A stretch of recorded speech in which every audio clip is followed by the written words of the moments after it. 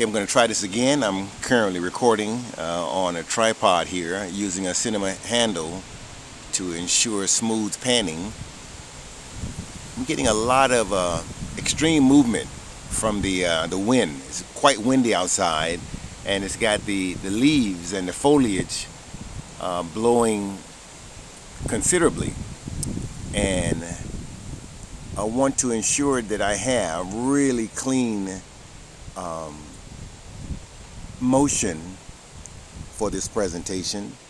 So I wanted to go with a faster shutter speed, a faster frame rate to ensure a smooth, beautiful resolution capture on this very windy evening. I'm currently recording at 150 megabytes per second. I have my exposure value locked, and I got a really good looking histogram, so certainly can't complain about the histogram. I was hoping that I could get 4K, but it doesn't look like I can get 4K. Well, I knew I couldn't get it at 120 frames per second, but thought I could get it at 4K 60 frames per second. And the app actually crashed, and when I opened it back up, it went from 4K at 60 frames a second to 1080p at 60 frames a second.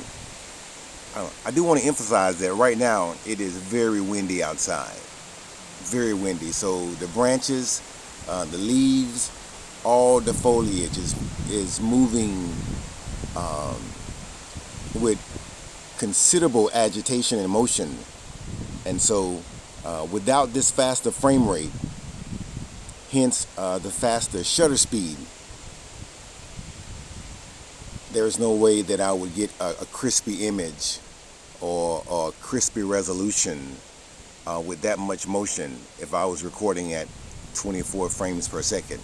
And I don't know, about an hour ago, I did a similar test, and I was recording these same leaves and branches and trees at 4K 24 frames per second, and the footage was really mushy looking because the shutter speed was much too slow for all the agitation and motion of the leaves and branches. So I'm back at it again, and this time I'm just going with a much faster frame rate. In this case, 1080 at 120 frames per second. I'm hoping that the 150 megabytes per second can give me enough data to compensate for the reduced resolution that I'm getting by recording at 1080 versus 4K. So I'm hoping that the 150 megabytes per second bitrate can fill in the resolution gap of dropping from 4K down to 1080p.